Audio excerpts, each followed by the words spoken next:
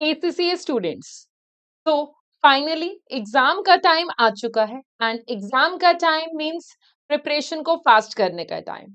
और ये टाइम है हमें ये समझने का कि लास्ट मिनट में ऐसे कैसे क्वेश्चंस करने चाहिए, कैसे क्वेश्चन का पैटर्न होना चाहिए जिससे कि हमारी प्रिपरेशन बहुत ही ज्यादा स्ट्रांग रहे एंड हम पेपर में डरे नहीं।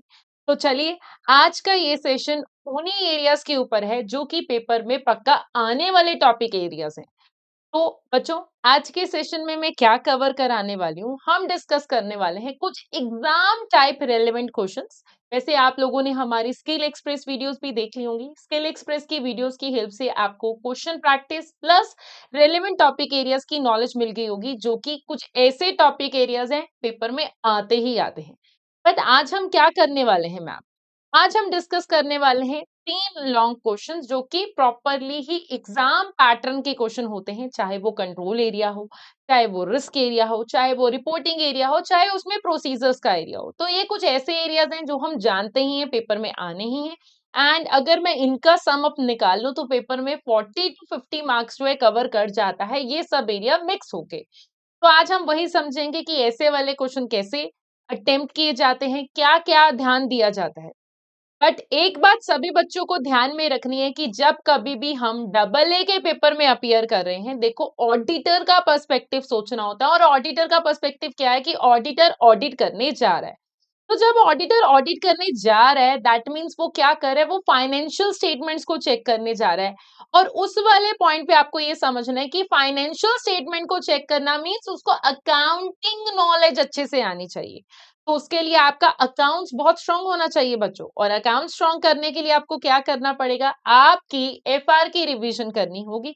उसके लिए आप हमारी एफआर की रिवीजन मैराथन भी देख सकते हो, जिससे कि आपका रिवीजन कंसेप्ट एफआर का भी स्ट्रांग हो जाएगा। आप अगर थोड़ा बेस लेवल पे देखना चाहते हो तो आप हमारी एफए की वीडियो सीरीज भी देख सकते हो, उसमें भी आपको अकाउंटिंग नॉलेज पता चल जाएगी। यहाँ अकाउंटिंग स्टैंडर्ड मेंशन करना जरूरी नहीं होता है, यहाँ पर ये मेंशन जरूरी होता है कि आपको अकाउंटिंग ट्रीटमेंट पता हो कि कौन से स्टैंडर्ड में क्या रेलेवेंट अकाउंटिंग ट्रीटमेंट होता है। और अगर वो ट्रीटमेंट जो है हमारा गलत हो जाएगा तो कहाँ पर एरिया पे किस तरह का इफेक्ट पड़ सकता है। तो ऑडिटिंग के पॉइंट ऑफ व्यू से हम ये सोचते हैं, और अगर आप यही सोच लेके जो है क्वेश्चन अटेम्प्ट करोगे तो आपका क्वेश्चन जो है कभी भी गलत नहीं होगा। तो चलिए, आज फिर हम अपने सेशन को आगे बढ़ाते हैं एंड इसी सेशन में हम डिस्कस करेंगे क्वेश्चंस जो कि हैं हमारे एग्जाम के पॉइंट ऑफ व्यू से काफी ज्यादा रेलेवेंट। तो आज का फर्स्ट क्वेश्चन है हमारा पियोनी कंपनी। तो अब क्वेश्चन के रिक्वायरमेंट क्या है समझते हैं। The scenario relates to the two requirements. तो ये क्या है, मेरा फर्स्ट पैराग्राफ है जिसको हम समझेंगे एंड इसी पैराग्राफ के बेस पे फिर मैं बाद में देखूंगी रिक्वायरमेंट एंड देन हम सारी स्टोरी जो है फिर पढ़ेंगे। तो सिनेरियो क्या कहते हैं, let's have a look. It is 1 July, you are an audit supervisor of Daffodil Company and are planning the audit of Peony Company for the year ended 30 September 2025। तो आज की डेट आपको पता है, आप कौन ऑडिट सुपरवाइजर हो। Company is a food retailer, company क्या है, फूड रिटेलर बिजनेस में है। एंड कंपनी के है large network of stores across the country and 4 warehouses, और कंपनी के क्या है 4 वेयर हाउस भी हैं। Company has been client of your firm for several years and the forecasted profit before income tax is 28.9 million. Audit manager ने planning meeting attend की है finance director के साथ एंड उसने प्रोवाइड किया है कुछ नोट्स हमें। अब हम चलते हैं आगे प्लानिंग मीटिंग के नोट्स की। तो पियोनी कंपनी का एक इंटरनल ऑडिट डिपार्टमेंट है जो कि क्या करता है, अंडरटेक करता है control testing across the network of stores. Each store is visited at least once every 18 month. ठीक है, एक हमारा इंटरनल ऑडिट डिपार्टमेंट है जो कि क्या करता है, कंट्रोल टेस्टिंग करता है। अच्छा, अभी ये टेस्टिंग वाला क्वेश्चन है, इतना तो आपको समझ में आ गया। अब मैं पीछे जा रही हूँ, वो क्यों जा रही हूँ, क्योंकि मुझे पहले देखनी है रिक्वायरमेंट, ताकि मुझे ये समझ में आ जाए कि सिनेरियो पढ़ते हुए मेरा थॉट प्रोसेस क्या होगा। ये हमारा हमेशा का यही रहना होता है, पहले हम रिक्वायरमेंट्स पढ़ते हैं। ये पीपीटीज हैं तो ऑब्वियसली आपको पीपीटी में स्क्रॉल करना पड़ रहा है, बट रियल एग्जाम स्क्रीन मैंने आपको दिखाई हुई है। रियल एग्जाम स्क्रीन में हमारे पास एग्जिबिट्स होते हैं, हम उसको साथ देख के पहले रिक्वायरमेंट पढ़ेंगे एंड देन हमारा वो जो लेफ्ट हैंड साइड में डेटा है वो हम देख के चलते हैं। First question is define and explain, define and explain यानी कि वो कुछ हद तक की एक्सप्लेनेशन आपसे चाह रहा है किसके बारे में, मटेरियलिटी एंड परफॉर्मेंस मटेरियलिटी।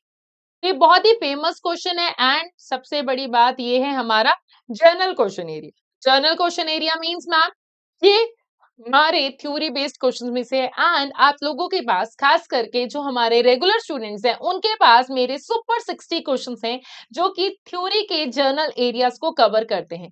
तो थ्योरी के ये जर्नल को एरियाज कवर करते हुए ये टॉपिक्स में आपके पास ये क्वेश्चन भी होगा और वो 60 क्वेश्चंस अगर आप कर लोगे तो आपका जो कंट्रोल वाला, रिपोर्टिंग वाला या फिर हमारे जो है रिस्क के क्वेश्चन जो कि फिक्स्ड हैं, उनके अलावा जो हमारा जर्नल क्वेश्चंस हैं, जो टेस्ट होते हैं, जो कि अराउंड पेपर में 20 टू 25 मार्क्स वो भी कवर कर लेते हैं, कंसीडरिंग चाहे हमारा हो ऑब्जेक्टिव टाइप एरिया, तो आपको उसके बारे में भी नॉलेज उसमें से मिल जाएगी।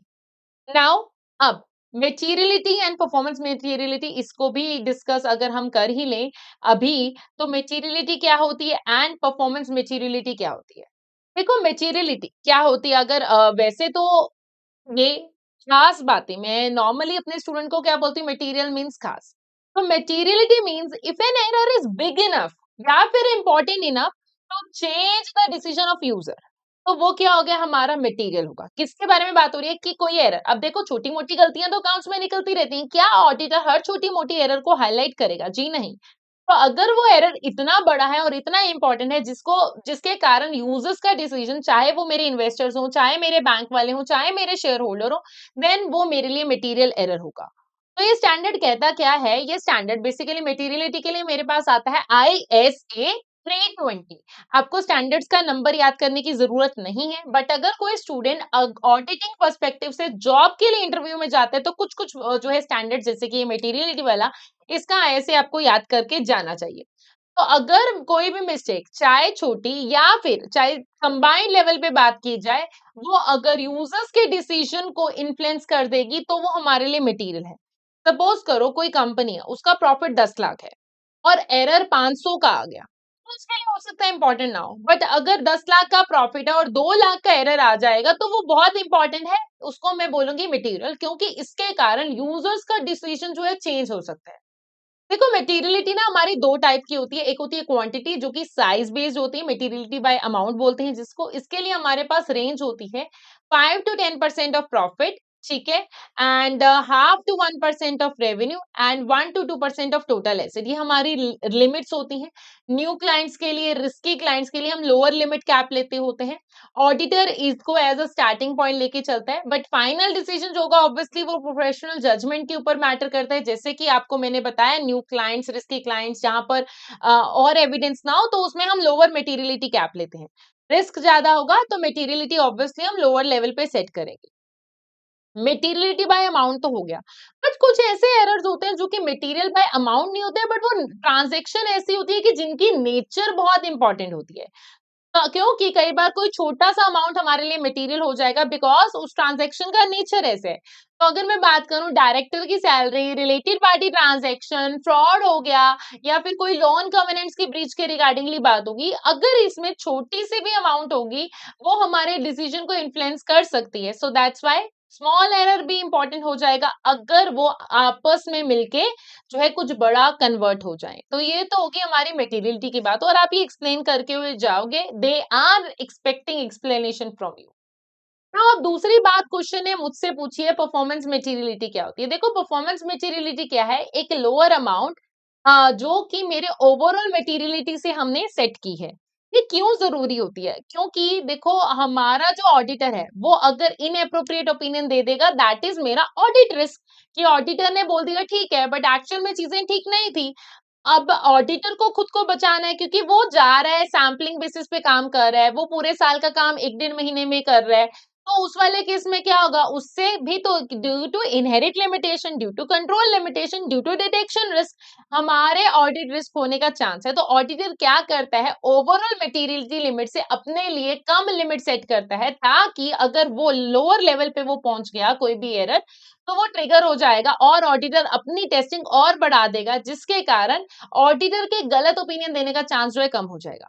तो अगर मेरी ओवरऑल मटेरियलिटी 1 लाख की है सपोज, परफॉर्मेंस मटेरियलिटी मैंने जो है 70,000 की कर ली, तो ऑडिटर क्या करेगा, बैलेंसेस को टेस्ट करेगा कि अच्छा 70,000 तक के लेवल की, जिससे उसको एक किस्म का सेफ्टिकेशन जो है मिल जाएगा कि यस मैं सेफर पोजीशन में हूँ।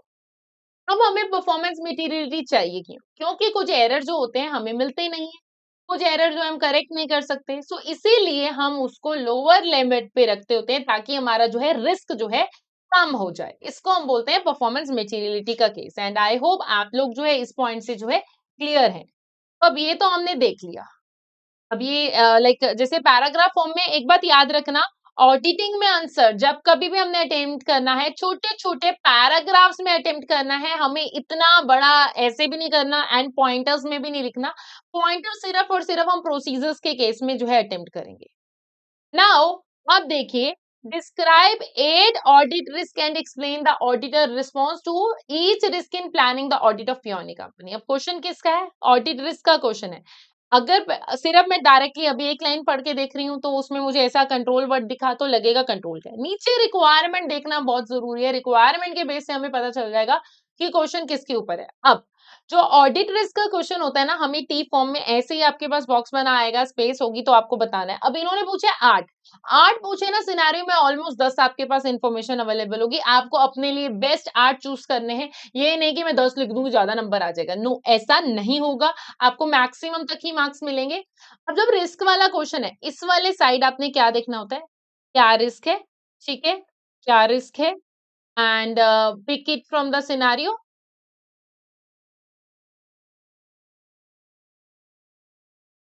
And then why it's risky, like कौन सा अकाउंटिंग स्टैंडर्ड जो गलत है,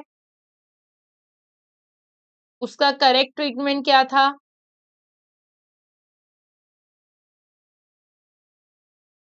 एंड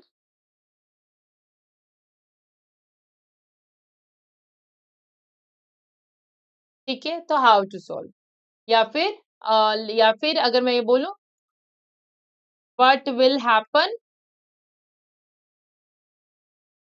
इफ नॉट करेक्ट।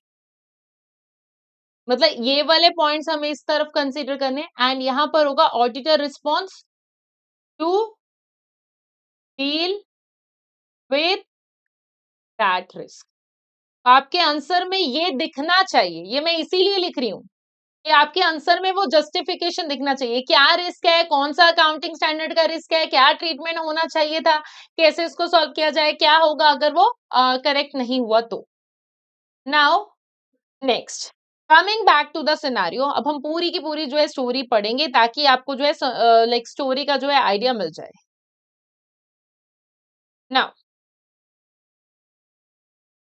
चलिए जी, अब स्टोरी पढ़ते हैं, हम हमारी स्टोरी देखते हैं क्या कहती है स्टोरी। तो हमारे पास एक internal audit department which undertake internal control testing across the network of store. Each store is visited at least once every 18 months. Audit manager has discussed with the finance director that the external audit team may rely on the control testing which is undertaken by IA. During the meeting, finance director provided some forecast financial information. Revenue is expected to increase by 3% as compared to 2024. GP is expected to increase from 56 to 60%.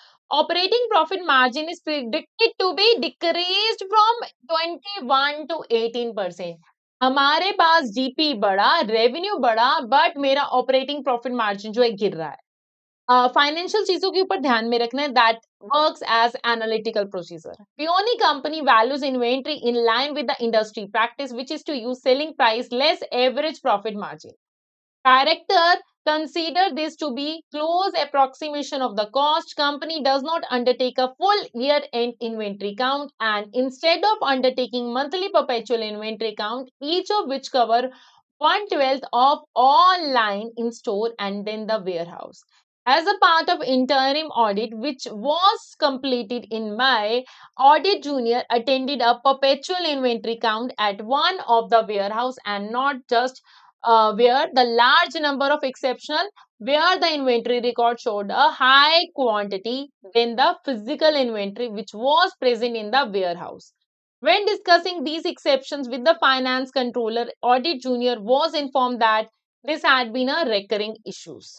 During the year, IA performed a review of non-current assets physically present in around one of the third company's store.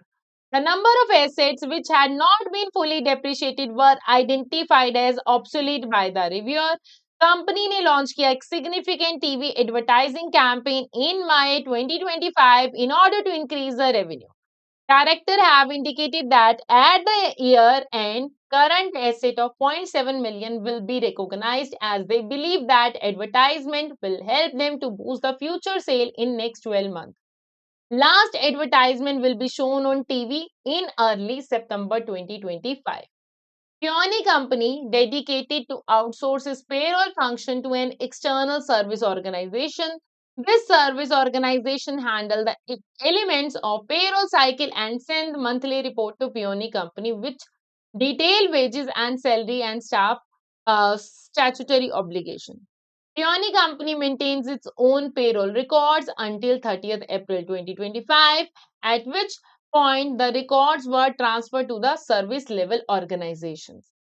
Peony Company is planning to expand the company by opening 3 new stores during November 2025 in order to finance this. In June, company ने लिया bank loan कितने का 3 million का.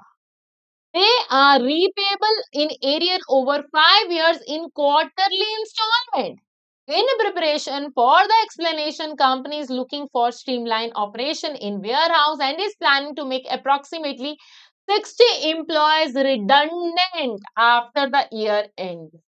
Now, no decision has been made as to when this will be announced, but this is likely to be in September 2025. तो अब ये है हमारे पास सारे सिनेरियो की सारी चीजें अब आपने देख लिए हैं. एंड हम जो है ऑडिट प्लान करने की बात कर रहे हैं, नंबर ऑफ स्टोर्स हैं एंड काफी न्यू क्लाइंट नहीं है. ठीक है, सो न्यू क्लाइंट नहीं है ये मैं आपको बता रही हूँ. एंड उसी के बेस पे अब हम चलते हैं हमारे क्वेश्चन का नेक्स्ट एरिया जो कि है रिस्क एंड रिस्पॉन्स. तो देखो, अगर मैं सिंपल सी बात स्टार्टिंग से चलते हुए चलूं तो हमारे पास यहाँ पर इंटरनल ऑडिट डिपार्टमेंट है कि फाइनेंस डायरेक्टर से बात की गई है कि ऑडिट टीम में रिलाई. ठीक है, first point is rely on internal audit. हम बात कर रहे हैं कि रिलाई करने की इंटरनल ऑडिट डिपार्टमेंट के ऊपर. यहाँ पर रिस्क क्या होगा मैम? देखो, एक्सटर्नल ऑडिटर इंटरनल ऑडिटर के काम के ऊपर रिलाई कर सकता है, बट अगर इंटरनल ऑडिटर का काम खराब हुआ, पुअर काम हुआ, एक्सटर्नल ऑडिटर को अपनी टेस्टिंग कम करनी पड़ेगी एंड जिसके कारण डिटेक्शन रिस्क जो है बढ़ सकता है. तो अब यहाँ पर फिर क्या किया जाए? देखिए, अगर यहाँ की मैं बात करूं तो अब रिस्पॉन्स मेरे पास क्या होगा? मुझे इंटरनल ऑडिट स्टाफ से मिलना पड़ेगा, उनकी रिपोर्ट जो है मुझे देखनी पड़ेगी. उनकी रिपोर्ट्स को रिव्यू करने के बाद मैं क्या कर सकती हूँ? रीपरफॉर्म कर सकती हूँ उस टेस्टिंग को एंड या फिर उनके काम की जो है क्वालिटी को जो है मैं चेक कर सकती हूँ, जिससे कि मुझे आइडिया मिल जाए कि एक्चुअल में उनके काम का लेवल क्या है.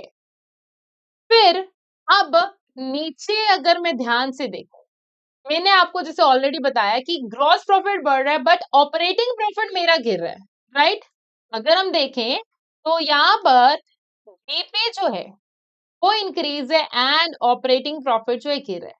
इससे होगा क्या? दैट मीन्स मिसक्लासिफिकेशन ऑफ एक्सपेंस का इशू हो सकता है. बिकॉज क्योंकि ये अनयूजुअल है, रिस्क क्या है कि हो सकता है कंपनी ने कॉस्ट ऑफ सेल्स को ऑपरेटिंग एक्सपेंसेस में डाल दिया या फिर एक्सपेंसेस को मिसक्लासिफाई कर दिया, जिसके कारण कॉस्ट ऑफ सेल मेरे अंडर स्टेट आ रही है, यानी कि खर्चे मेरे अंडर स्टेट आ रहे हैं एंड मेरे ऑपरेटिंग एक्सपेंसेस ओवर स्टेट हो रहे हैं. तो इसके लिए अब मैं क्या रिस्पॉन्स दे सकती हूँ? देखो, मैं क्लासिफिकेशन को चेक करूंगी पिछले ईयर के साथ, इन्वेस्टिगेट करूंगी कोई अनयूजुअल फ्लक्चुएशन तो नहीं है, ऐसा कुछ हो सकता है. तीसरा, अगर मैं आगे बढ़ूं तो मेरे पास नेक्स्ट अगर हम देखें, इन्वेंट्री की वैल्यूएशन के ऊपर बात आ रही है.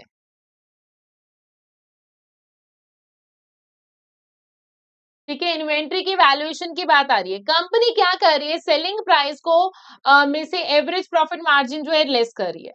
ठीक है, ये हम कर सकते हैं अगर मेरे पास अप्रोक्सीमेट कॉस्ट हो, ठीक है। अब यहाँ पर रिस्क क्या है कि हो सकता है मेरी कंपनी की इन्वेंट्री जो है ओवर या अंडर वैल्यू हो जाए, और इसके लिए फिर अब हमें रिस्पॉन्स क्या देना चाहिए? कॉस्ट को चेक करो, एनआरवी को चेक करो, बिकॉज मेरे पास स्टैंडर्ड IS2 क्या कहता है, कॉस्ट और NRV whichever is lower. तो मैं चेक करूंगी कि valuation item by item check कर सकती हूँ, एक्चुअल कंपेयर को कंपेयर कर सकती हूँ सेलिंग प्राइस के साथ, है ना, उसमें से मार्जिन लेस कर लूं। अब और मेरे पास क्या हो सकता है? देखो मेरे पास और यहाँ पर जो सिस्टम चल रहा है, परपेचुअल इन्वेंट्री काउंटिंग सिस्टम चल रहा है।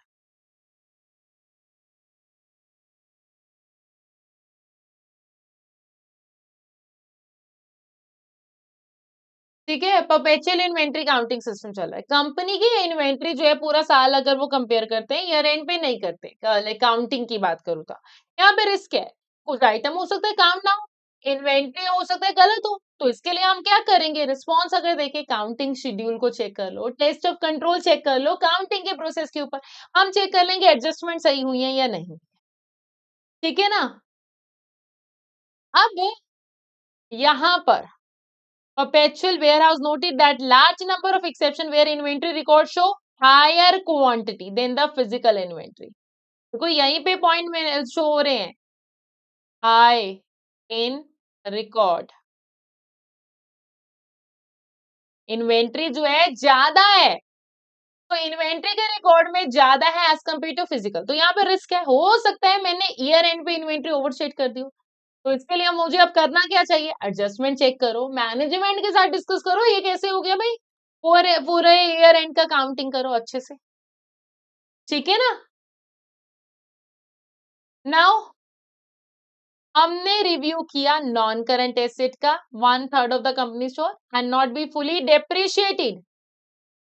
अब बात आ रही है, देखो हमारा पॉइंट देखिए, अगर मैं देखूं पीपी को लेके ये कितने पॉइंट हो चुके हैं हमारे पीछे तक, 5 हो चुके हैं, ये हमारा 6 पॉइंट 8 बोले, मैं नंबरिंग इसीलिए लिख रही हूँ ताकि आपको मैं दिखा सकूं कि जितने वो बोलते हैं वो उससे ज्यादा ही हमारे पास पॉइंट जो है अवेलेबल होते हैं। तो हमारा 6 पॉइंट है कि हमारा देखो पूरे एसेट्स, कुछ एसेट ऐसे थे जो कि पूरी तरह डेप्रिशिएट नहीं हुए थे बट वो यूजलेस हैं, यानी कि मैं ये बोल सकती हूँ दे आर ऑब्सोलेट पीपी।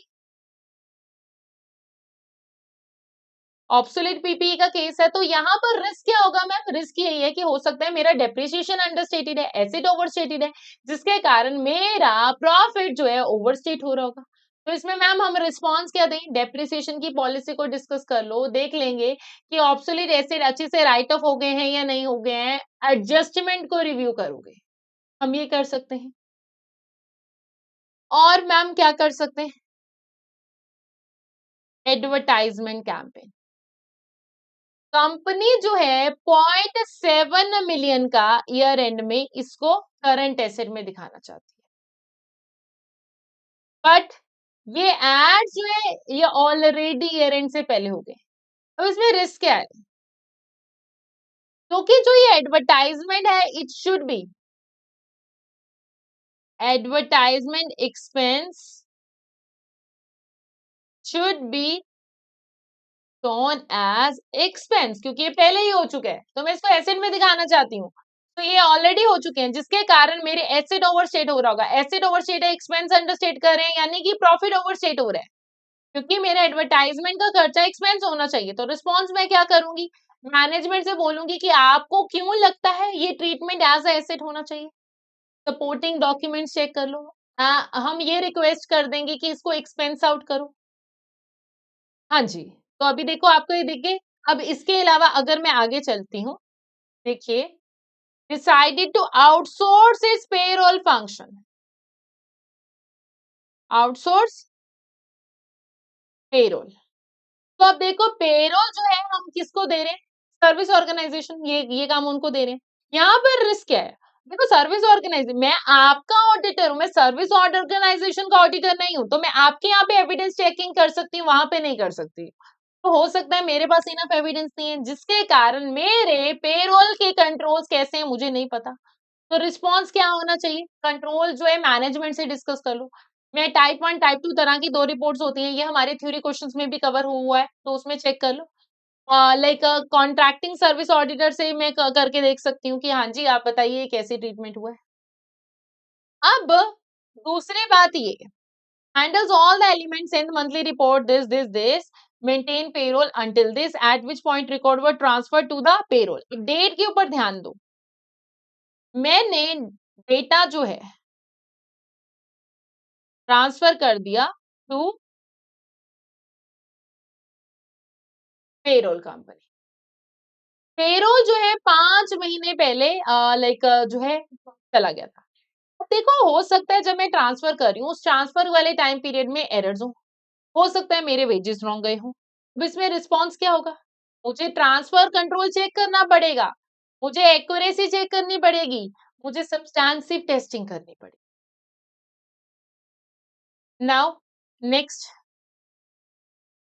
हम सोच रहे हैं न्यू सोर्स खोलना फाइनेंस के लिए, इसके लिए हमने क्या किया है, 3 मिलियन का बैंक लोन लिया है। देखो ये मेरा क्या है, 10th पॉइंट बन रहा है, ठीक है, ये 9th पॉइंट, 8 मांगे था, मैं 10वां पॉइंट बता रही हूँ बैंक लोन का। आपको जैसे ऑलरेडी मैंने बोला कि पॉइंट्स हमेशा एक्स्ट्रा होते हैं, तो बैंक लोन। तो अगर इस बात पे तो कोई बच्चा कही नहीं कि मैम पॉइंट्स नहीं समझ में आते हैं। देखो लोन जो होता है ना उसके लिए ना हमें प्रॉपर क्लासिफिकेशन चाहिए, क्योंकि ये कितने टाइम पीरियड का है, ज्यादा टाइम पीरियड का है। अब इसमें मुझे क्लासिफिकेशन चाहिए। अब करंट है, नॉन करंट कितना है, इसमें क्लासिफिकेशन मुझे चाहिए। तो रिस्क क्या है, हो सकता है मेरी लायबिलिटीज मिसक्लासिफाई हो, तो मुझे रिस्पॉन्स क्या देना चाहिए, कैलकुलेट करके देखो स्प्लिट क्या है, अमाउंट जो है प्रॉपर कंफर्म करके चलो, डिस्क्लोजर चेक करके चलो, ये मैं कर सकती हूँ। फिर उसके बाद अगर मैं देख रही हूँ यहाँ पर नीचे प्लान कर रहे हैं 60 एम्प्लॉयज को रिडंडेंट कराने का।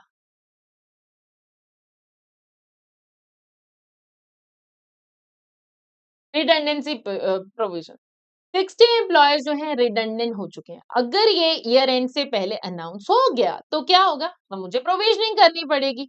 और रिस्क क्या है, अगर प्रोविजनिंग नहीं किया तो लायबिलिटीज अंडर स्टेट हो जाएंगे।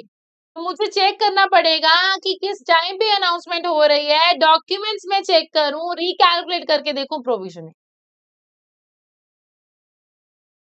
नाउ इससे ही हमें समझ में आता है, देखो आपको इतना समझना है कि ऑडिट रिस्क क्या होगा जिससे कि मेरे फाइनेंशियल स्टेटमेंट में गलत हो जाए, एंड रिस्पॉन्स में हमें क्या देखना है कि क्या क्या प्रोसीजर हमारा ऑडिटर कर सकता है टू रिड्यूस दिस रिस्क। यही आपके आंसर में दिखना चाहिए। अगर आपके आंसर में ये पॉइंट्स नहीं दिख रहे देन यू आर रॉन्ग, अगर आपके आंसर में ये पॉइंट्स दिख रहे हैं then you are doing your points absolutely correct. Now आगे बढ़ते हैं। तो जैसे कि आप देख पा रहे हैं इसके जो आंसर्स होते हैं ऐसे टी शेप में होते हैं, एंड प्रॉपर हमें एक्सप्लेनेशन जो है देना होता है कि ये किस तरीके से जो है रिस्पॉन्स है, एंड उसका जो है क्या कहाँ से रिस्क अराइज हो सकता है, तो हमेशा क्वेश्चन आपको एक्स्ट्रा पॉइंट्स ही देगा। Now coming to the another question, question का नेम है स्विफ्ट कंपनी। तो देखते हैं स्विफ्ट कंपनी का क्वेश्चन क्या कह रहा है हमें। तो this scenario relates to 4 requirement, 4 requirement है। आज की डेट के बारे में पढ़ते हैं। आज है 1 जुलाई 2025। स्विफ्ट कंपनी क्या करता है, बुक्स को प्रिंट करता है जो कि ये ऑनलाइन बेचता है suppliers across the retailer of the country. Company year end is 30th September. You are an audit supervisor with T company preparing the draft audit program and reviewing internal control documentation in preparation of the interim audit. तो हम क्या करें, internal control document जो है check कर रहे हैं, and ये like one of the favourite question में से है एग्जामिनर के। समझते हैं क्या कह रहा है ये question. Auditor are required to document the company का accounting and internal control system as a part of their audit process। ये हमें पता है कि हमें वर्किंग नोट्स बनाने पड़ते हैं, इंटरनल कंट्रोल क्या है ये सब कुछ नोट करके रखते हैं। इसके लिए मेरे पास कुछ मेथड्स हैं जिसमें कि narrative notes, flow chart and questioners हैं, इन्होंने बता दिया।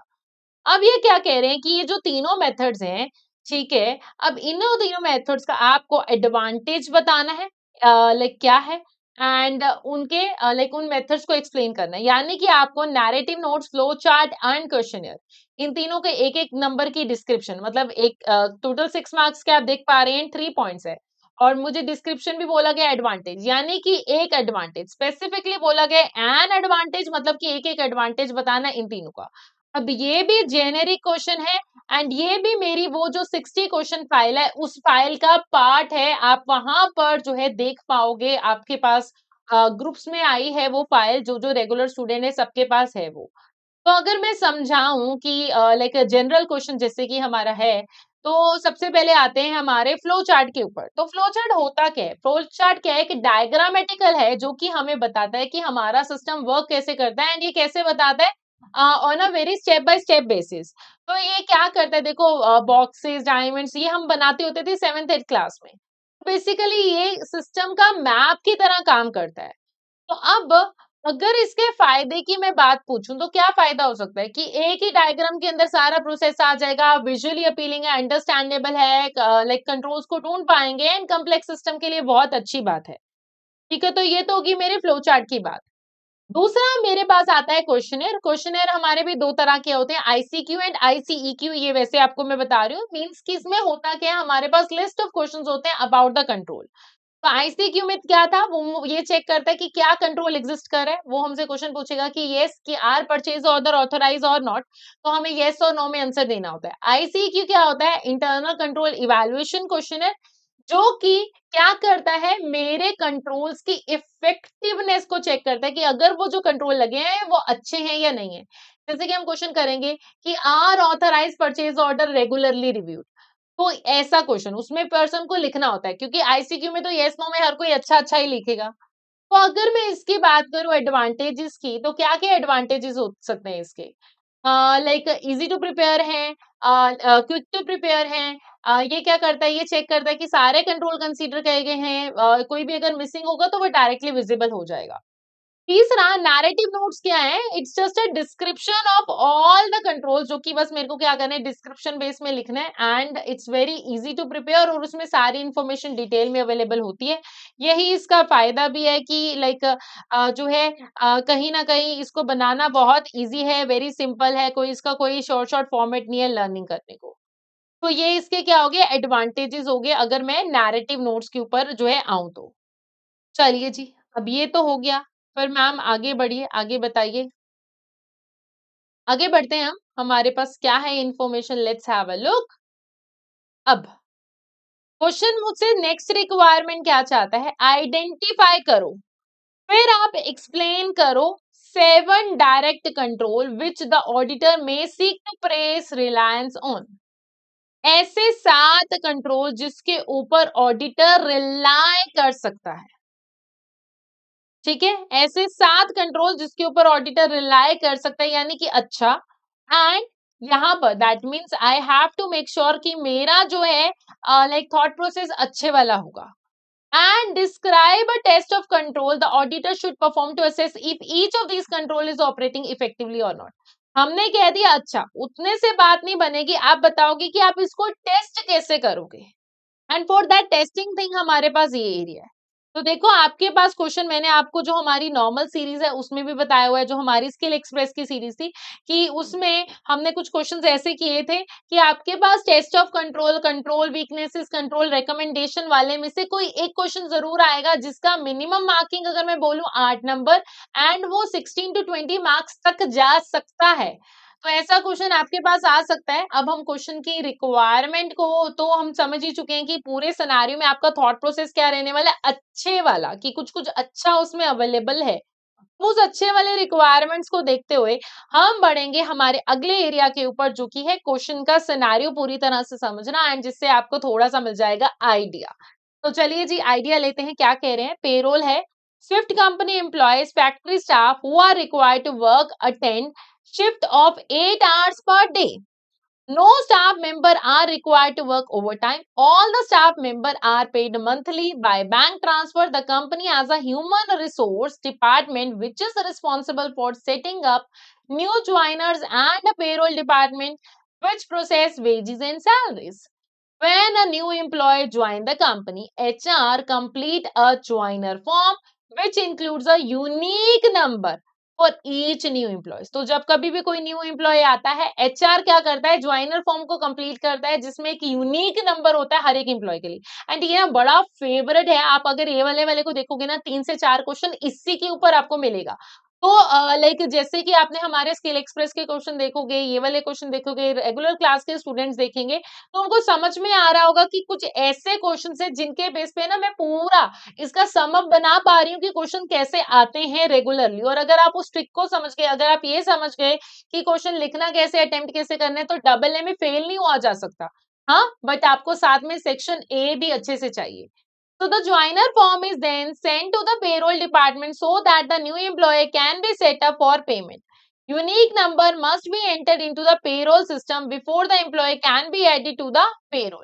On a monthly basis, exceptional report relating to the changes to the payroll standing data is produced and reviewed by the payroll manager, जो कि क्या करता है, evidence करता है इस review का. Employee hours worked and their hourly wage rate is present into the system, which automatically calculate the GP and gross and net pay along with the relevant deduction and generate employee payslip. Payroll supervisor क्या करता है फिर? Select करता है sample of pay slip को, reperform करता है the gross to net pay calculation and investigate करता है कोई भी डिस्क्रिपेंसी हो। सैंपल ऑफ पे स्लिप को देन हम साइन करते हैं as a evidence of this review. फिर उसके बाद हमारे पास क्या आएगा? परचेज सिस्टम आएगा। कंपनी का है एक परचेजिंग डिपार्टमेंट जो कि है हेड ऑफिस में। जब रॉ मटेरियल हमें चाहिए होता है, प्रोडक्शन सुपरवाइजर क्या करता है? सबमिट करता है एक रिक्विजिशन फॉर्म को, किसको? परचेजिंग डिपार्टमेंट को। Multi part purchase order generate किया जाता है एंड देन फिर परचेज मैनेजर क्या करता है? ऑथराइज करता है सारे ऑर्डर जो कि 5,000 तक की अमाउंट के हैं। अब 5,000 से ऊपर वाले ऑर्डर जो है हमारे कौन ऑथराइज करता है? परचेजिंग डायरेक्टर करता है। अब ये क्वेश्चन को ना बहुत ही ध्यान से देखने वाला है, क्योंकि इस क्वेश्चन में आपको बहुत कुछ ऐसा मिलेगा जब आप बाद में सोचोगे। अभी हमने क्वेश्चन का एक पार्ट पढ़ा है। अब वेयर हाउस टीम क्या करती है? प्रोसेस करती है गुड्स को सप्लायर से जो जो उसने रिसीव किए। फिर इन गुड्स को बाद में परचेज ऑर्डर के साथ मैच किया जाता है एंड देन चेक किया जाता है उनकी क्वांटिटी और क्वालिटी को। जैसे ही ये कंप्लीट होता है, फिर जीआरएन हमारा आता है। एक कॉपी जीआरएन की साइन की जाती है एंड वो वेयर हाउस में फिल कर दी जाती है। अनदर कॉपी जो है फाइनेंस डिपार्टमेंट को जो है भेज दी जाती है। 20 पेएबल लेजर क्लर्क जो है लॉग इन करते हैं परचेज इनवॉइस को बैचेस में। कैसे? 20 बैचेस में उनकी परचेजिंग की detail, listing, अनलिस्टिंग control totals. A batch control sheet is completed for each set of 20 invoices and clerk sign करता है इसको as a evidence a clerk undertakes. Supplier statement का रिकंसिलेशन किया जाता है। फिर कब किया जाता है? मंथली बेसिस पे किया जाता है। सारे के सारे डिफरेंसेस को पूरी तरह से इन्वेस्टिगेट किया जाता है और फिर हमारा फाइनेंस कंट्रोलर क्या करता है? उसको रिव्यू करता है। इनवॉइस को हम क्या करते हैं? पे करते हैं according with the supplier credit term. Finance director उसको ऑथराइज करता है बैंक ट्रांसफर पेमेंट को एंड देन फिर उसके बाद हम क्या करते हैं? Having the first agreed the amount to be paid, supporting document and having reviewed the list of duplicate payments. अब ये सारी हमारे पास स्टोरी है। अब मैं आपको कुछ दिखाना चाहती हूँ। ये क्वेश्चन का फर्स्ट पार्ट अगर मैं देखूं ध्यान से, फर्स्ट पार्ट हमारा कितने का था? 6 मार्क्स का। दूसरा जो अभी हमने ये वाला पार्ट किया दैट इज 14 मार्क्स। कितना हो गया? 20। ठीक है। अब ये 20 मार्क्स का पूरा हमारा फुल फ्लेज क्वेश्चन दिखता कैसे है ये आपको मैंने दिखा दिया पार्ट्स। ठीक है।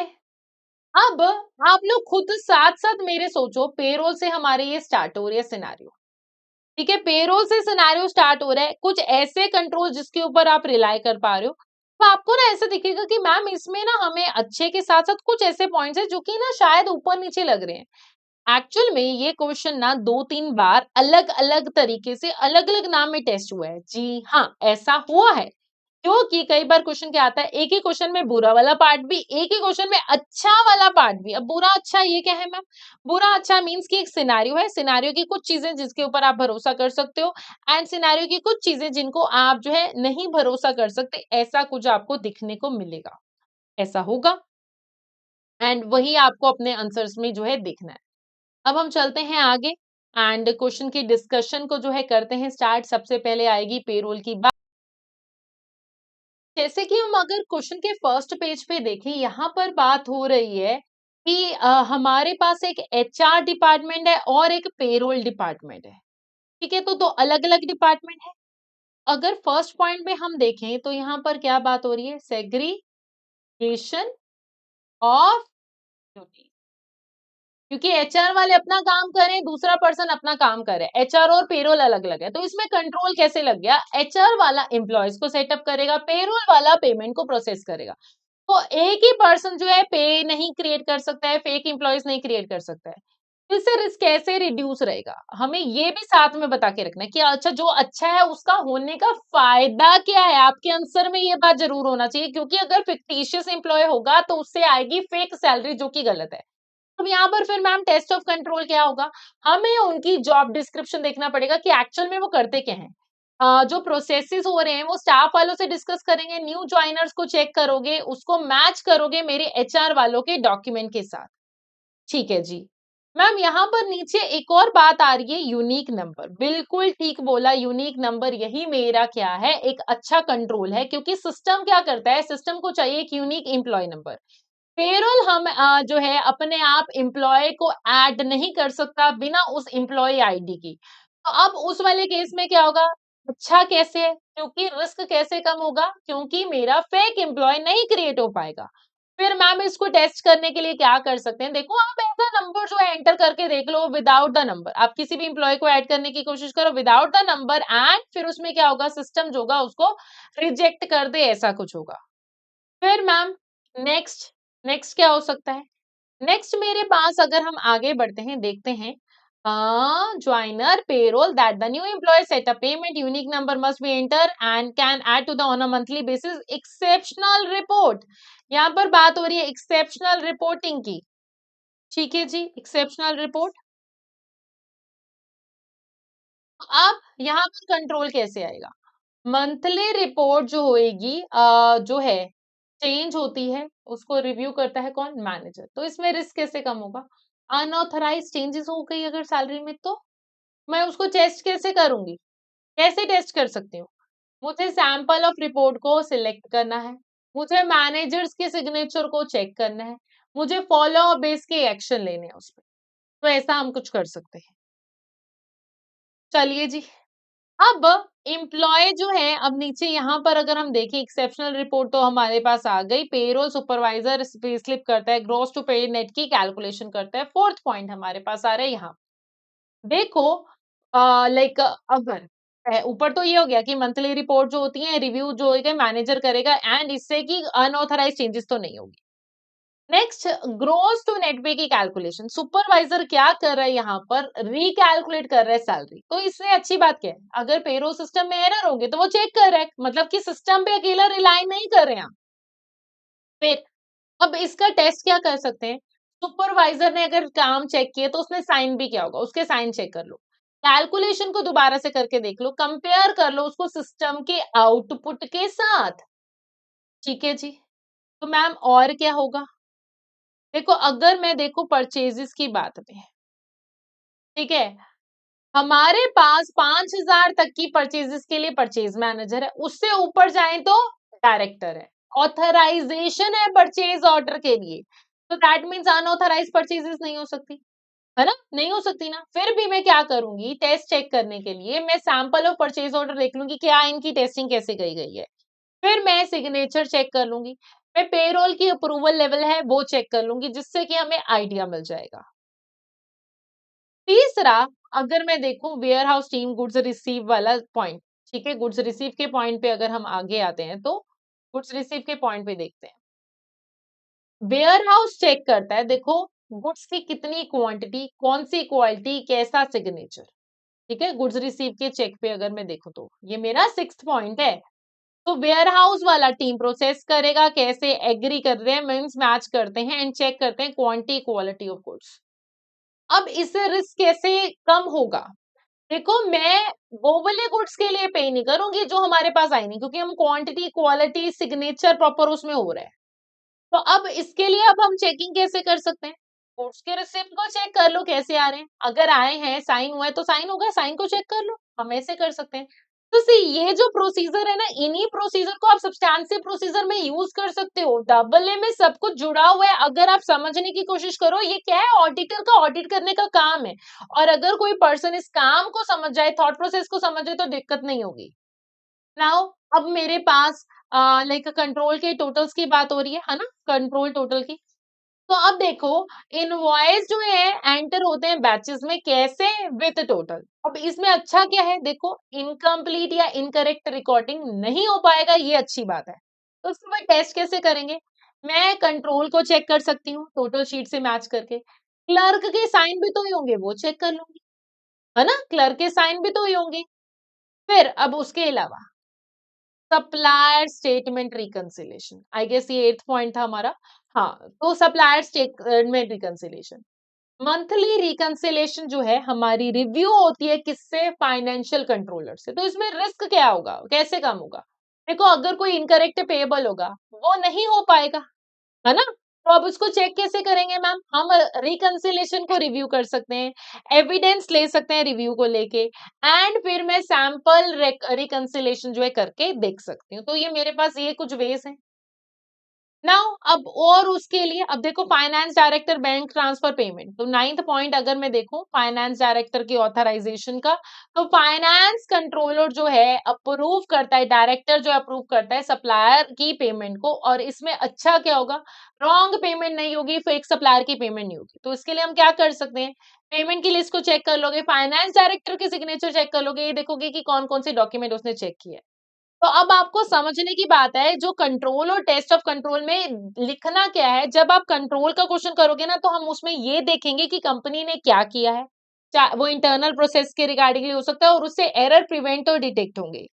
टेस्ट ऑफ कंट्रोल में हम ये देखेंगे ऑडिटर क्या करेगा, ऑडिटर के प्रोसीजर क्या होंगे, एंड कैसे वो चेक करेगा कि कंट्रोल अगर है भी सी और खराब है या नहीं। तो अगर आपको पूरा नंबर चाहिए, कंट्रोल को आइडेंटिफाई करो, बताओ कि इससे कैसे रिस्क कम हो जाएगा, एंड कैसे कैसे ऑडिटर इसको टेस्ट कर सकता है in terms of test of control. ये 3 पॉइंट आपके आंसर में दिखने चाहिए। अगर ये पॉइंट्स आपके आंसर में दिख रहे हैं, देन आपका आंसर जो है रॉन्ग नहीं होगा, आपका आंसर बिल्कुल जो है करेक्ट जाएगा। यही इसका एक गुरु मंत्र है अगर मैं बोलूं।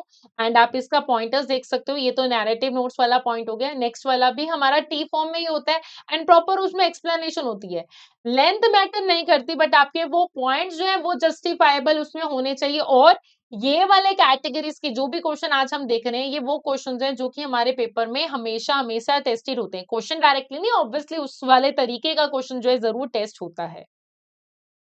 अब हम आगे बढ़ते हैं, हमारी ना लास्ट कैटेगरी का क्वेश्चन जो कि पेपर में आती ही है कैटेगरी। एंड इस क्वेश्चन की कैटेगरी में क्वेश्चन नेम है हमारे पास स्पेसिफिक। बहुत ही अच्छा क्वेश्चन है ये। तो the scenario relate to 4 requirement, मैं अब पहले फर्स्ट पैराग्राफ पढ़ूंगी, एंड देन फिर हम जो है नीचे रिक्वायरमेंट पे जाएंगे, एंड ये मैटर्स बाद में देखेंगे। So it is 1st July, Pacific Company operates a chain of 14 retail store across the country selling its own range of cosmetic product. You are the audit supervisor of C Company, and the final audit is due to commence shortly for the year ended 31st May 2025. That financial statement show the revenue of this and PBT of this.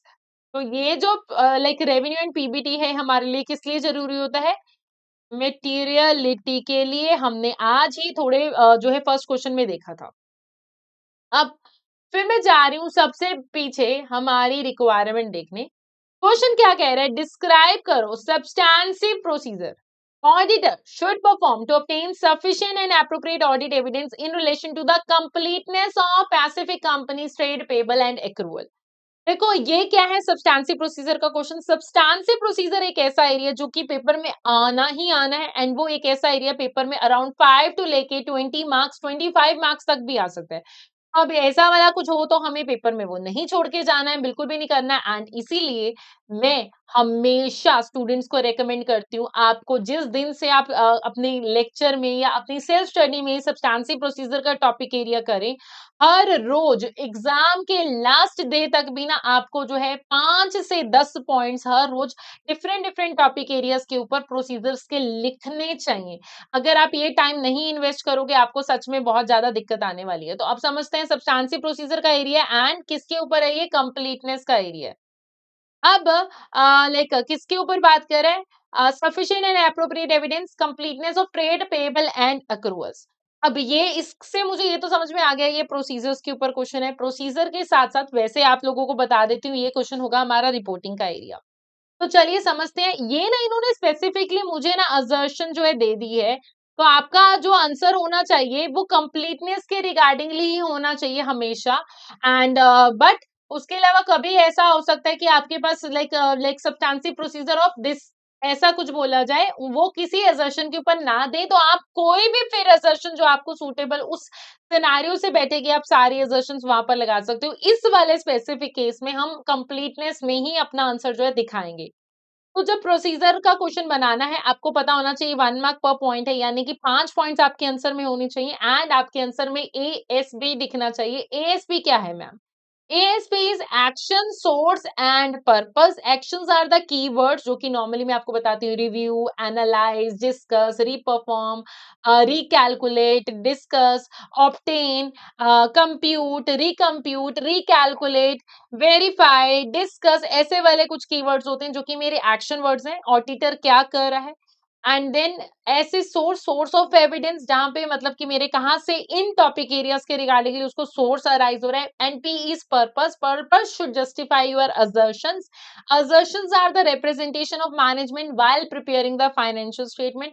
अब assertion जो है, वैसे इस वाले question में इन्होंने directly completeness के ऊपर बात की हुई है, बट असर्शन जो होती है balance sheet and P and L both ways हो सकती है। Completeness, accuracy, validity, like rights and obligation, cut off, तो ये सारे हमारे कुछ assertions के वर्ड होते हैं जो कि हमारे आंसर में दिखने चाहिए। एंड मेक श्योर कि आपका जब भी आप लाइक प्रोसीजर बनाओ, तो सब्सटेंसिव प्रोसीजर के आपके आंसर में क्या होना चाहिए? PASS. PASS means purpose, action, source and this S is scenario specific. तो ये आपके आंसर में होना चाहिए। As a part of year-end process, specific company का payable ledger closed at the year-end for the 31st May. Any invoice received after this date relating to goods received before the year-end are recorded in the goods received, not invoiced. This year, the payable ledger was kept open in error until 1st June 2025. As a result, significant payment run for suppliers made by the bank transfer on 1st June 2025 was recorded in 2025 payable ledger. Finance director ने confirm किया है कि year and के trade payable balance जो है correct किए गए हैं यूजिंग द जर्नल। अभी देखते हैं इसके ऊपर कुछ और बात आई है, नहीं है, सिर्फ यही है। अब आप ध्यान से देखिए, हमें करना है अपना जो भी प्रोसीजर्स है रिगार्डिंग द कंप्लीटनेस। तो मींस की अब कंप्लीटनेस जब मैं चेक करूँ ना, तो आपने ना उसमें असर्शन में ये सोचना है कि मैनेजमेंट ये रिप्रेजेंट करने की कोशिश कर रही है कि ये कंप्लीट है। तो अब कंप्लीट है तो इसमें रिस्क क्या है कि हो सकता है कुछ पेएबल्स या अक्रूअल्स जो है मिसिंग होंगे, तभी तो वो कंप्लीट नहीं होंगे, है ना? ऐसे ही होगा। तो अब सोचने की कोशिश करो कि इसमें होगा क्या। हो सकता है कंपनी जो है कुछ इनवॉइसेस को रिकॉर्ड करना भूल जाए, तभी लाइक कंप्लीटनेस को इशू हो जाएगा। हो सकता है किसी लाइबिलिटीज को रिकॉर्ड करने में डिले हो जाए, तभी कंप्लीटनेस का इशू हो सकता है। या फिर किसी को दिखा दे, अंडरस्टेट कर दे किसी एक्सपेंस को, ताकि जो है प्रॉफिट ज्यादा दिखे। एंड ये तीनों चीजों में अगर ये कंप्लीटनेस नहीं होगा तो चीजें ओवरस्टेट होंगी। माइंड में ये ध्यान में रखो। तो जब कभी भी आप कंप्लीटनेस चेक कर रहे हो, आपको अकाउंटिंग रिकॉर्ड से बाहर का सोचना है, बिकॉज अगर कुछ मिसिंग होगा वो लेजर में होगा ही नहीं, थॉट प्रोसेस से होना चाहिए। नाउ अब की प्रोसीजर अगर मैं ध्यान में देखूं, तो आपको क्या कर सकते हो, आप पेबल पेमेंट पीरियड की कैलकुलेशन के ऊपर जा सकते हो। उसको कैसे कैलकुलेट करते हैं? Trade payable by purchases into 365, वैसे आपको बता रही हूँ। अब इसको कैलकुलेट करके लास्ट ईयर से कंपेयर कर सकते हो। अगर पेमेंट पीरियड डिक्रीज हो रहा है यूजुअली, तो हो सकता है कि मेरी लाइबिलिटीज मिसिंग हैं।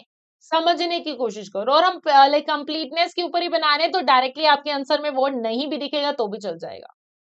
और क्या हो सकता है, देखो मैं क्या करूं, कंपेयर करूं मेरे पेबल का, ठीक है, कंपेयर करूं मेरे पेबल को मेरे जीआरएन के साथ, लास्ट ईयर के साथ। तो जीआरएन जो होते हैं, यानी कि गुड्स रिसीव नोट्स, जो कि इनवॉइस हुए हैं, अगर जो है ये अमाउंट इस साल की लोअर है, तो दैट मीन्स चांस क्या है? ओमिशन का। फिर मैं और क्या कर सकती हूँ? मैं कंपेयर करूंगी एक्रूअल्स की लिस्ट को लास्ट ईयर के साथ। क्या कोई मिसिंग इनवॉइस है? कोई बहुत ज्यादा डिक्रीज तो नहीं हुआ है? अगर ऐसा कुछ है, अनयूजुअल मूवमेंट है, डिस्कस करो। मैं और क्या कर सकती हूँ? मैं आफ्टर डेट पेमेंट को चेक कर सकती हूँ। मैं payment after the year and है चेक करूंगी। अगर पेमेंट जो है करंट ईयर से रिलेट करती है तो लायबिलिटी को ईयर एंड पे होना चाहिए, है ना? और अगर ये रिकॉर्ड नहीं हुई है that means there is some omission. और ये बहुत इंपॉर्टेंट पॉइंट है कंप्लीशन के पॉइंट ऑफ व्यू से। अच्छा, अब मैं और भी तो क्या कर सकती हूँ? मैं सप्लायर स्टेटमेंट की रिकंसिलेशन कर सकती हूँ। मैं क्या करूँ? रीपरफॉर्म करूँ सप्लायर स्टेटमेंट रिकंसिलेशन। अगर सप्लायर का बैलेंस जो है दिख रहा है बट कंपनी के यहाँ पर नहीं दिख रहा, दैट मीन्स लायबिलिटी जो है मेरी मिसिंग है। मैं और क्या कर सकती हूँ? मैं पेबल्स का सर्कुलाइजेशन कर सकती हूँ। मैं कंफर्मेशन भेजूं सप्लायर को, अगर सप्लायर कंफर्म करेगा ज्यादा balance that means there is something which is understatement. ठीक है जी। और क्या कर सकते हैं जी? हम कट ऑफ कर सकते हैं टेस्टिंग चेक, है ना? तो मैं क्या करूं? गुड्स रिसीवेबल नोट्स को सिलेक्ट करूं before the year and and उसमें मैं क्या करूंगी? चेक करूंगी कि मेरी ईयर एंड की गुड्स कितनी है, क्या वो एज अ लायबिलिटी कहीं? पोस्ट ईयर एंड की गुड्स कितनी है, क्या उनको एक्सक्लूड किया गया है? And then I will be checking that whether the cut off is correct और नॉट। ये चेक करेंगे। तो देखिए ये आपको थोड़ा सा आइडिया मिल गया होगा। कंप्लीटनेस को लेके मीन्स चीजें मिसिंग है, तो मिसिंग है तो वो देखेंगे। अब देखिए इसके पॉइंटर्स मैं आपको दिखा रही हूँ। देखो आपको आंसर में रिव्यू, सिलेक्ट, डिस्कस, ठीक है, प्रोसीजर हुआ है या नहीं हुआ, कैलकुलेट, कंपेयर, ये सारे पॉइंट्स दिख रहे हैं आपको। सो एएस भी आपके आंसर में होगा। देखिए सिलेक्ट, रीपरफॉर्म, रिव्यू, फॉलो अप किया, कुछ रिकॉर्ड नहीं किया गया तो रीपरफॉर्म किया, sample of statement reconciliation, match किया इसको इंडिविजुअल सप्लायर बैलेंस से, देखो कोई रीजन जिसके कारण ये कम तो नहीं आ रहा है। तो ऐसा आपके आंसर में होना चाहिए। अब दूसरा क्या है? अब देखो ये दूसरा, ये वाला क्वेश्चन उठाने का पर्पस क्या है कि इसी में आपको एक तो स्पेसिफिक असर्शन वाला दिख रहा है, दूसरे वाला भी दिखेगा। डिस्क्राइब करो substantive procedure the auditor should perform to obtain sufficient and appropriate audit evidence in relation to the provision of the legal claim। अब legal claim के ऊपर अगर मुझे स्पेसिफिकली बनाना है, अब यहाँ पर मेरे पास कोई स्पेसिफिक असर्शन नहीं है, हम यहाँ पर डायरेक्टली चल रहे हैं। तो डायरेक्ट वाले पे आते हैं। डायरेक्ट वाले पे वो क्या कह रहे हैं समझते हैं। In March, number of claims were received by the company from customer who suffered severe allergic reaction after using one of the Pacific company product. They alleged that the product ingredients listed on the label were incorrect, and internal investigation has suggested that the one batch of the product had been incorrectly labeled. Finance director ने provision recognise की है 0.5 million की। ठीक है जी। तो अब ये तो समझ में आ रहा है कि प्रोविजनिंग के रिगार्डिंगली आ सकता है। एंड प्रोविजनिंग के ऊपर अगर बात आ रही है और उन्होंने प्रोविजनिंग जो है एस्टिमेट की है, तो यहाँ पर बात अगर मैं देखूं तो एस्टिमेशन के ऊपर बात आ रही है एंड बात आ रही है IAS 37 के ऊपर। तो देखिए रिस्क क्या है, हो सकता है मेरी मैनेजमेंट ने प्रोविजन अंडर एस्टिमेट कर दियो या फिर वो प्रोविजन को रिकॉग्नाइज ना ही करना चाहे, क्योंकि जितनी ज्यादा प्रोविजनिंग होगी उतना ही कम प्रॉफिट होगा। हमें माइंडसेट समझ के चलना है। तो कहीं ना कहीं ये वाले क्वेश्चंस में भी ना रिस्क जो है लिंक होके जाता ही है।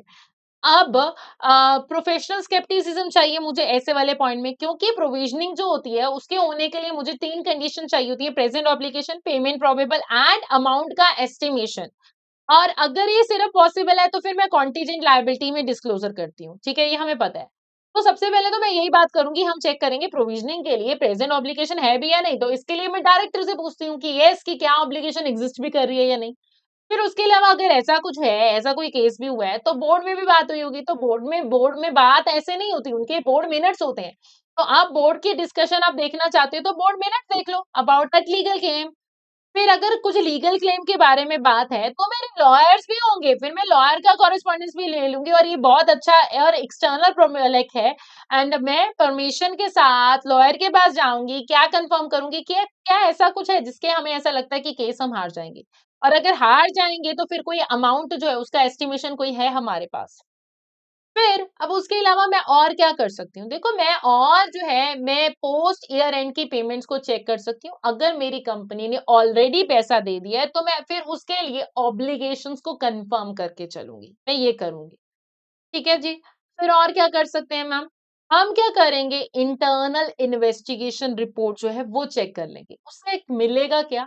मैं ये देखूंगी कि क्या हुआ था, कितना सीरियस है, क्या हमारे पास और क्लेम पॉसिबल है उससे या नहीं। तो मैं ऐसा चेक कर सकती हूँ, क्योंकि अभी तो अमाउंट इतनी है, क्या पता अमाउंट ज्यादा हो।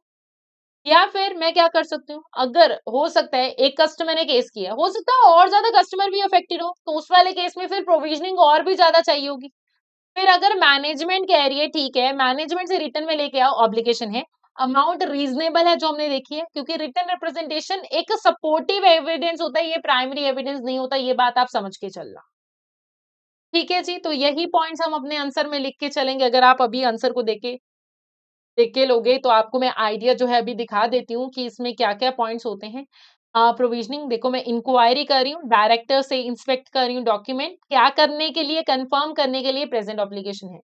डिस्कस कर रही हूँ डायरेक्टर से कि कैसे जो है, कैसे ये हुआ था, क्या इसका इफेक्ट है, कौन से कस्टमर इफेक्ट हुए हैं। मैनेजमेंट से डिस्कस कर रही हूँ, रिव्यू कर रही हूँ रिपोर्ट को, बोर्ड मिनट्स को इन्वेस्टिगेट कर रही हूँ कि ये इसकी पेमेंट प्रोबेबल है या नहीं है। तो ये हमारे आंसर्स में दिखना चाहिए। नाउ थर्ड जो मेरा क्वेश्चन का रिक्वायरमेंट क्या है, एक्सटेंसिव एनालिटिकल प्रोसीजर लेके आओ about the audit reform to perform the obtain sufficient appropriate audit evidence in relation to the specific company का रेवेन्यू। अब ये जी रेवेन्यू के ऊपर है, रेवेन्यू वाला भी एक बार हम पॉइंटर पढ़ ही लेते हैं ताकि आप लोगों को आइडिया मिल जाए कि ये क्या कहने की कोशिश कर रहे हैं इसमें। कंपनी का रेवेन्यू जो है 3.9 मिलियन से इंक्रीज हुआ है, पहले कितना था, टोटल रेवेन्यू इतना था 41.3 मिलियन था। Management account record information for revenue by key product line of which these are 8 and also by store. In August 2024 Pacific company ने एक न्यू रिटेल स्टोर ओपन किया जिसके कारण अब मेरे स्टोर जो हो गए हैं 14 हो चुके हैं। In addition, the launch a number of new product across the most recent product line. उसके अलावा हमने क्या किया है, लाइक नए जो है प्रोडक्ट्स भी जो है लेके आए हैं। तो ये कुछ इंफॉर्मेशन है मेरे पास रेवेन्यू को लेके। तो देखो यहाँ पर रेवेन्यू का बढ़ने की बात आ रही है, यहाँ नहीं कि यहाँ पर मैं अपना कौन सा फीचर दिखाऊंगी, मैं यहाँ पर दिखाऊंगी अपने एनालिटिकल प्रोसीजर। ठीक है, तो मैं क्या दिखाने वाली हूँ, मैं यहाँ पर लिख भी देती हूँ, यूज एनालिटिकल प्रोसीजर। क्योंकि यहाँ पर ना नंबर्स की बात हो रही है, तो आपको ना प्रैक्टिस विद प्रैक्टिस जो है पता चल जाएगा कि मैं क्या मुझे करना चाहिए। मीन्स कि मैं यहाँ पर क्या कर सकती हूँ, पिछले साल का इंक्रीज डिक्रीज की बात हो रही है तो रेशियोज, कंपैरिजन, ट्रेंड्स, प्रॉफिट इनके ऊपर बात करेंगे, डिटेल इनवॉइसेस नहीं कर रहे हम। तो अगर मेरे पास रेवेन्यू है, पिछले साल से चेक करो कितना बढ़ा है, कितने परसेंट बढ़ा है, और अगर बढ़ा है पूछो कैसे, क्या ये न्यू स्टोर का है, न्यू प्रोडक्ट्स का है, कैसा है ये, कंपेयर करो इस रेवेन्यू को बजट के साथ। क्योंकि अगर अगर बजट के साथ और अब अगर बहुत बड़ा डिफरेंस है तो इन्वेस्टिगेट करना पड़ेगा ना कि इतने स्टोर बड़े थे तो उसके हिसाब से रेवेन्यू इतना होना चाहिए। अब देखो मेरे पास जो है 8 प्रोडक्ट लाइन है, तो मैं क्या करूंगी, बाय प्रोडक्ट रेवेन्यू को डिवाइड करूंगी कि अच्छा 8 प्रोडक्ट लाइन है, देखो एक प्रोडक्ट अगर बड़ा है, हो सकता है कोई अबनॉर्मली बड़ा हो, तो अगर ऐसा कुछ है तो डिसएग्रीगेट करो ना डेटा को, ताकि मुझे अच्छे से पता चल जाए हुआ क्या है। रेवेन्यू को स्टोर वाइज भी एनालाइज कर सकते हैं, कंपेयर करो हर एक स्टोर को लास्ट ईयर के साथ। हो सकता है एक स्टोर बहुत अच्छे से कर रहा है, जिसके कारण ओवर स्टेटमेंट वाला केस जो है ना, हो सकता है। और मैं क्या कर सकती हूँ, टोटल कैलकुलेशन, टोटल कैलकुलेशन। तो मैं क्या करूंगी, एक्सपेक्टेशंस जो है चेक करूंगी, लास्ट ईयर का रेवेन्यू कितना था, न्यू स्टोर का कितना है, न्यू प्रोडक्ट का कितना है, क्या ये 9% ग्रोथ के इक्वल है, अगर नहीं तो इन्वेस्टिगेट करो।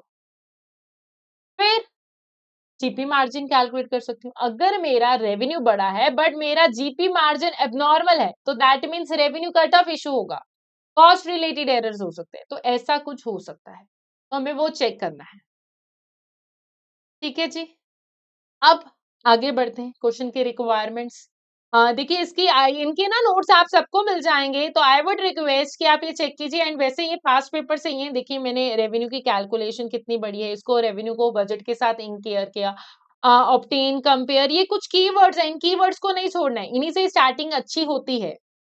नाउ अब क्वेश्चन क्या कह रहा है, during the audit of Pacific company, Pacific company की provision for legal claim, audit team ने गैदर किया है audit evidence showing the provision should amount to 0.8 million. Finance director ने सजेस्ट किया है कि कोई एडजस्टमेंट नहीं करने की जरूरत, क्योंकि हमें लगता है कि ये जो 0.5 मिलियन है एक रीजनेबल एस्टिमेट है and that difference is 0.3 million is not material. अब इश्यू को डिस्कस करना है एंड उसका इम्पैक्ट बताना है रिपोर्ट पे। अगर ये इश्यू जो है अनरिजॉल्व रह गया, अगर ये इश्यू अनरिजॉल्व रह गया तो उसका क्या इम्पैक्ट पड़ेगा हमें ये बता के चलना है। तो आप देखिए, अब क्वेश्चन जो है ये है ऑडिट रिपोर्ट का। प्रोविजन हमने रिकॉर्ड कितनी की है? 0.5 मिलियन की। करेक्ट अमाउंट कितनी होनी चाहिए थी? 0.8। अंडर स्टेटमेंट कितने की है? 0.3। ये बात तो हमें समझ में आ गई। तो फर्स्ट स्टेप क्या होता है? मेरे को हमेशा अपनी मिसस्टेटमेंट को आइडेंटिफाई करना होता है। तो फर्स्ट स्टेप इज आइडेंटिफाई।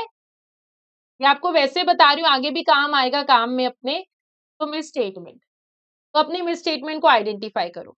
तो यहाँ पर मेरी मिसस्टेटमेंट है क्या? प्रोविजन अंडरस्टेटेड है एंड मेरा प्रॉफिट जो है ओवरस्टेटेड है। This is the issue. तो ये तो हमने देख लिया। फिर उसके बाद दूसरा स्टेप मेरा क्या होता है? मुझे अपनी मटेरियलिटी देखनी होती है। तो क्या करूंगी मैं स्टेप 2 में? असेस करूंगी मटेरियलिटी।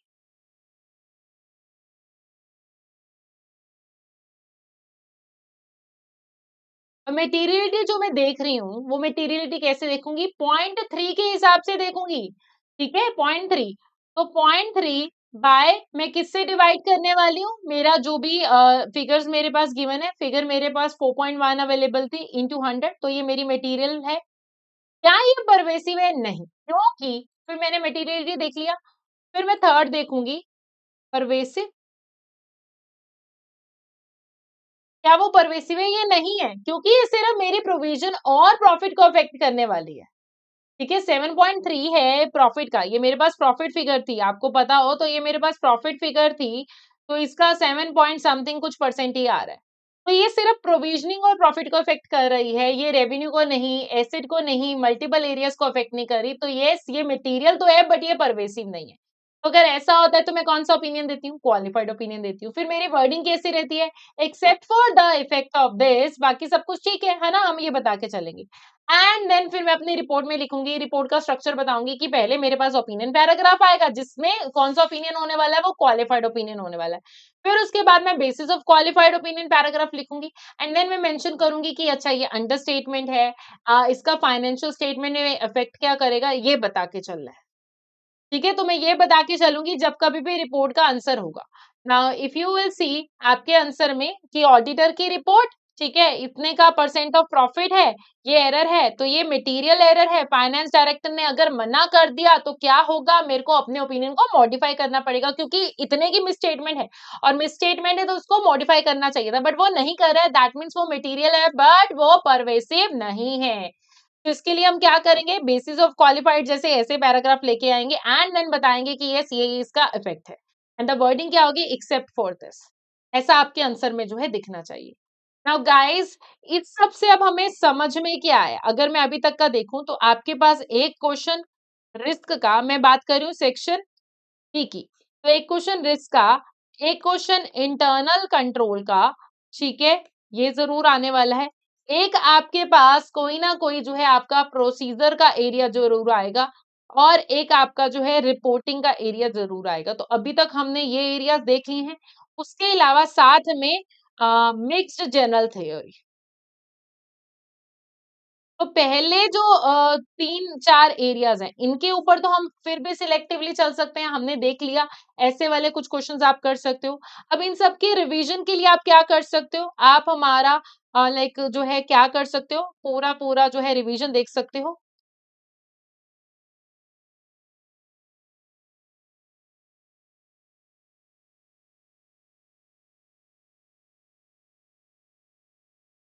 ऑल्सो आपके पास है हमारी स्किल एक्सप्रेस।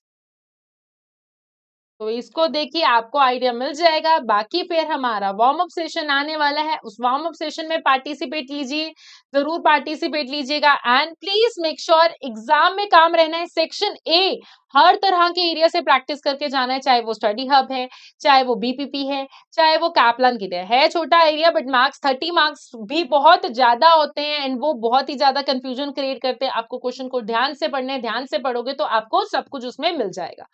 तो गाइस इसी के साथ आज का सेशन करते हैं खत्म एंड फिर हम मिलेंगे हमारे आने वाले वार्म अप सेशन में, जिसमें हम जो है बहुत जल्दी, बहुत एक फास्ट ट्रैक तरीके से आपके जो है ऑडिटिंग के सारे कंसेप्ट लास्ट मिनट पे जो है रिवाइज करा देंगे। तो all the very best for your upcoming ACC examinations. Thank you.